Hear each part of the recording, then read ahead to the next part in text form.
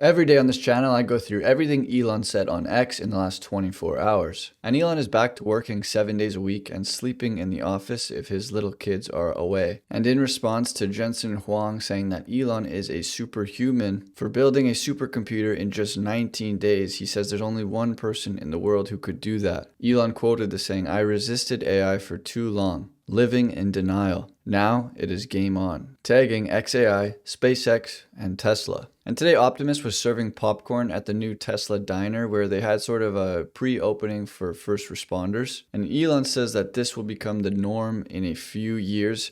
And I assume the Optimus that's serving popcorn here is teleoperated because Tesla did not tell us otherwise. And Arno quoted this and said there's already self-driving cars. You can buy one right now, and I don't think people realize how crazy that is. It's insane how fast tech progresses and how quickly they become the new norm.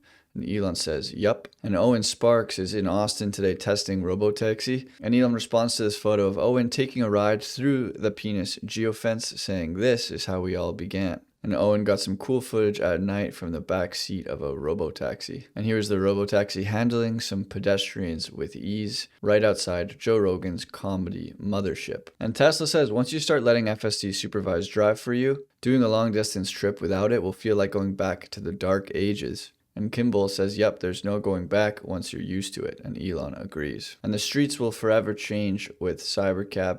Elon responds to this saying, the future will look like the future. And we got an update on the Tesla Semi factory progress. Tesla says it has a stamping shop now. And we started installing tools in Powder Co. and material conveyance shops. Let's check it out.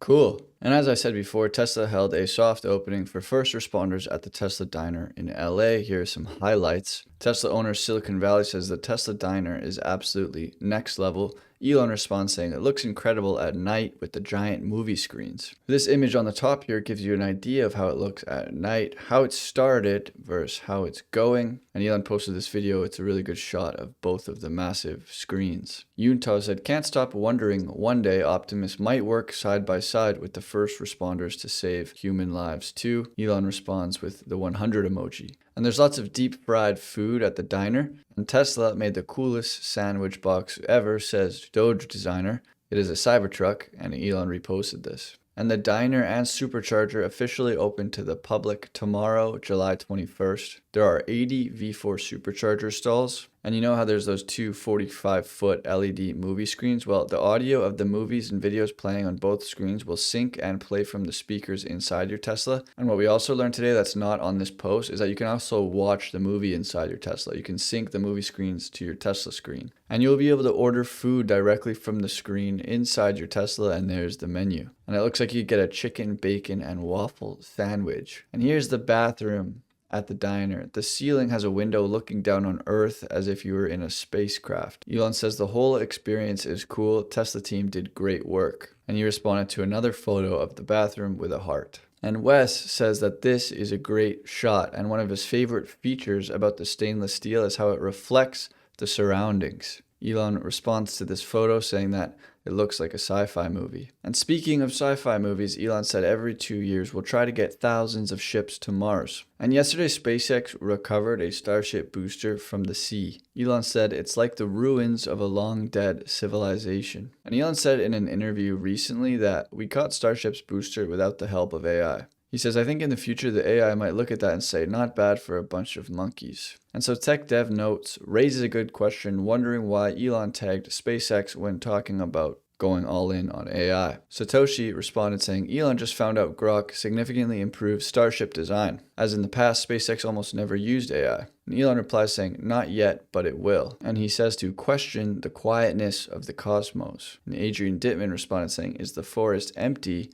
or just dark? And he says, yeah. And Hader is convinced we've already crossed the AGI threshold. He says the term AGI has lost its meaning. Every time we get close, the goalposts shift. Maybe only a super intelligence can look back and define what AGI truly was. Otherwise, we'll be stuck debating it forever. And Elon responds saying it hasn't invented useful technologies yet, but it will. Peter Diamandis says technology means saved time. The more powerful the technology, the more time a person saves using it. AI is saving humans years on their endeavors, and digital superintelligence will save us centuries. Meaning, ASI will enable humanity to do in years what would otherwise take centuries, even millennia to accomplish. So what does that mean? Cheap fusion, starships, 200-year health spans? It is going to get godlike very fast.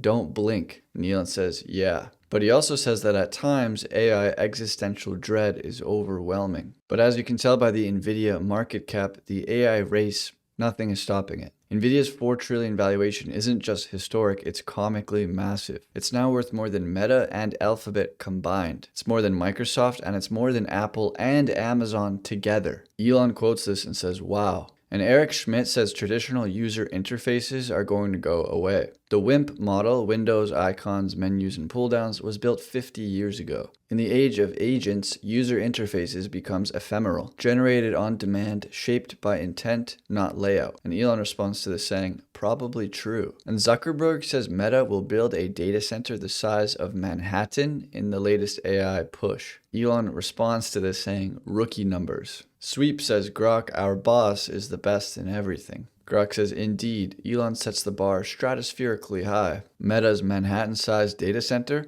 Impressive, but XAI's ambitions dwarf it in the race to unlock the universe's secrets. And Elon has a laugh at that one. Grok responds saying, glad you enjoyed that, boss. And Elon has another laugh. And Deborah says that rule number 1 to infinity is that AI must love humanity.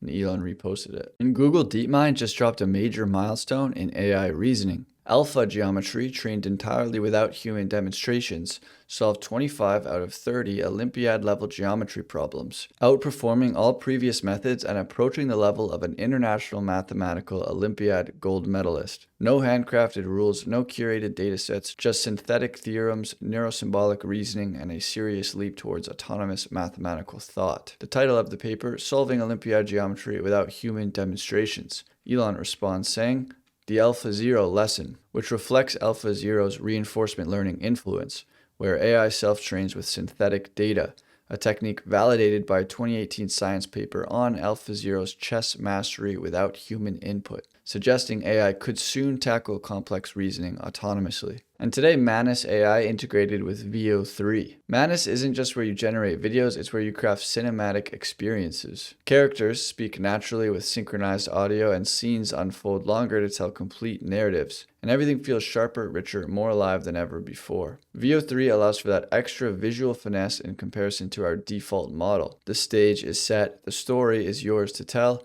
available to Basic, Plus, and Pro members. Paulo responds saying, we are likely to see more integrations like these until the big four, Google, OpenAI, XAI, and Anthropic, finish integrating all their features into a single platform combining reasoning and non-reasoning large language models, audio overviews, autonomous virtual machines, agents, video and image generators, etc. And Elon responds to this saying that is inevitable. And he also says that XAI is pretty close to creating full Super Nintendo games right now. The average Super Nintendo Entertainment System's read-only memory is 4 megabytes, the same size as a Veo 3 output. Surprising amount of bottlenecks to this still, and again, Elon says we're pretty close at XAI. And here's some more photos of the XAI team cleaning debris and trash at Westwood High School, although they say that we employ local businesses to help us do the work. And Elon says XAI is going to make Baby Grok, an app dedicated to kid-friendly content. And he says it's inspired by Baby Groot. And Christopher Stanley says, if you're not using Grok to educate and tell stories, you are missing out. Grok helps kids understand the universe. And Elon says, true. And here's Bad Rudy helping XAI train baby Grok. And Elon has a laugh at that one. And Rudy comes in 2 moods now, Good Rudy and Bad Rudy. Companions are free to try on the Grok app. Here's Annie explaining multi-threading versus multiprocessing in C. And Valentine, the male companion, should be coming out this week. Elon reposted that Valentine is coming to Grok. And he posted a video of constructing Valentine. Adam responded with a meme. Your parents telling you to stop eating junk food and go outside. The kid responds, F you, mom and dad. 10 years later, some guy on the internet saying, stop eating junk food and go outside. And you call him a genius. And Elon has a laugh at that one. And Mark says X is a miserable experience for small accounts, which are 98% of all accounts. They get basically 0 engagement, feeling like screaming into the wind. The team should work on improving the onboarding experience on this platform. And Elon responds saying, we're using Grok to understand the intrinsic value of content so that bangers from small accounts get shown by the algorithm. It's a major focus. And Autism Capital says no more big account monopoly on memes. And Elon responds saying, we are just running tests right now, but that is the goal. And Wall Street Apes responded to Elon saying, speaking of the AI existential dread,